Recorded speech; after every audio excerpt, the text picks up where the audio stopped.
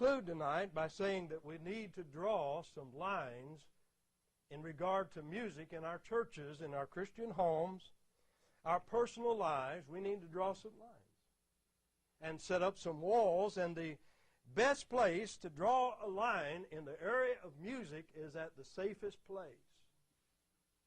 That's not a difficult concept.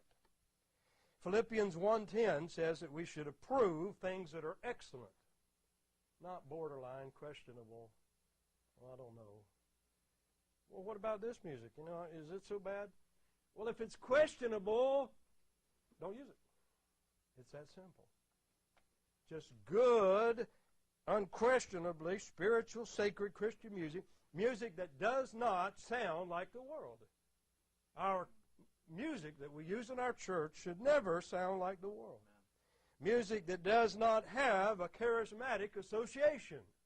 We should not be borrowing from that very dangerous charismatic movement, which is where most of the contemporary music is coming from.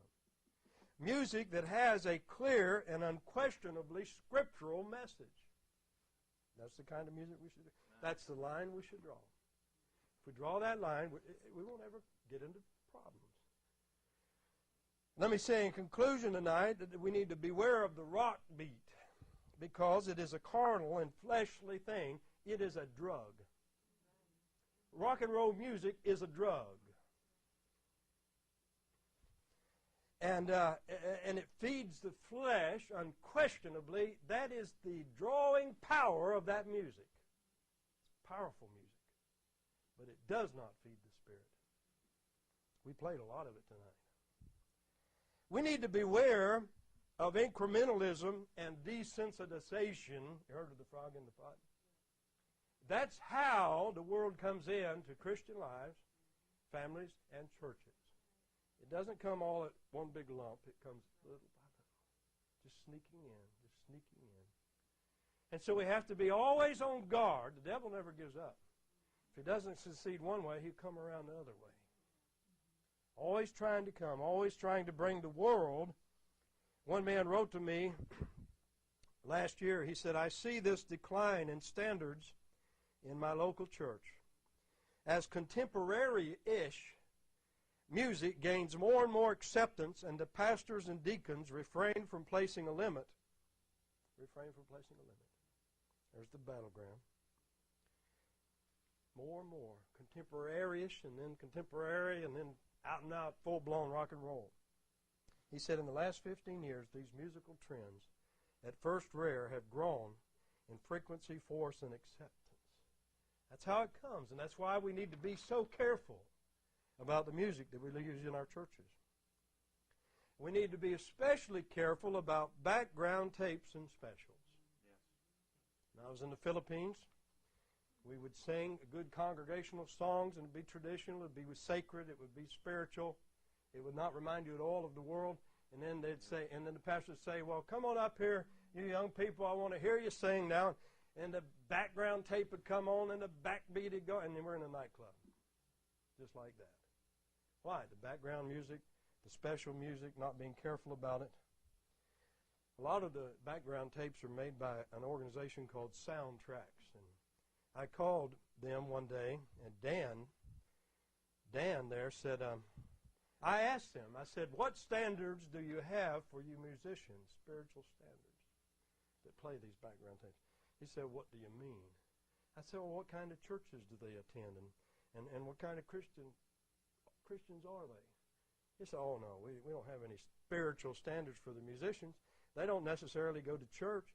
Some are out of Nashville. We just use good musicians. Good old lost musicians.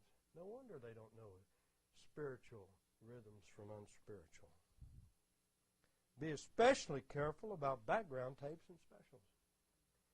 And we need to beware of the slippery slope of failing to hold to high moral standards. Gordon Sears, before he died, I saw him the day before he died. He died that night that I had met him finally and had wanted to meet him for a long time.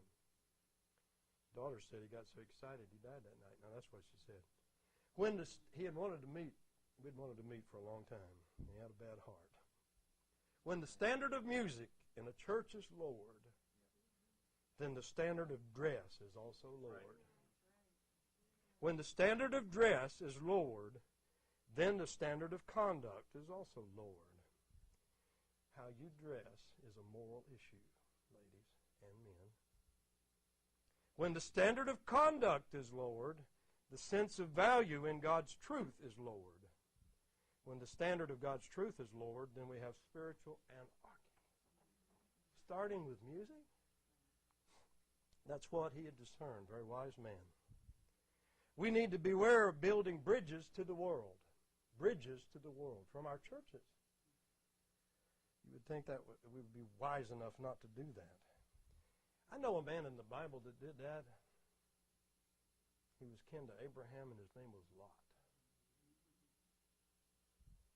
Before the Lord saved my soul, one young person says, I slipped around behind my parents' backs and listened to contemporary Christian music.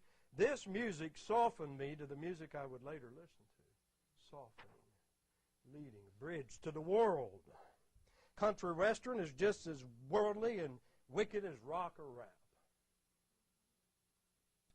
We need to beware tonight of being religious but lost. Where does spiritual discernment come from? Where does a spiritual conviction to turn away from the world come from? Not from religion, from salvation. I had a conversation with the leader of the Bible Society in Calcutta years ago in the early 80s. And I told him how I was saved when I was 23 years old in a motel room in Daytona Beach, Florida. And I described that to him and how my life was changed. And then I said, well, how was it with you? How did you become a Christian? He said, oh, with me it wasn't like that. He said, I'm a third-generation Christian. But according to the Bible, there's no such thing. Jesus said you must be born again. We need to beware of being religious but lost. It's salvation. It's the new birth that gives us spiritual discernment. If you're offended when somebody talks about separating from the world, you need to ask yourself why. Amen. I certainly used to be. My daddy couldn't tell me one thing. No, sir. He wouldn't tell me one thing. Neither would anybody else. Why I was lost. I was lost. And let me say in conclusion tonight, private listening and holy living is the key to the battle for music in our churches. It's what we listen to every day. If we love worldly music every day, most of the members in the church, it won't be long before that music is in the church. Gordon Sears says the mind of today's Christian has become so amalgamated into thinking just like the world, he can no longer differentiate between music that's holy from music that's profane and of the flesh. Tolerance sets in when families gravitate to watching the immorality, vulgarity, obscenity, and violence, which at the same time promotes ungodly music into the home by way of television. They soon become accustomed to it, and it no longer offends them. Private listening and holy living is the key to victory in regard to music in our churches. Pastor, would you come?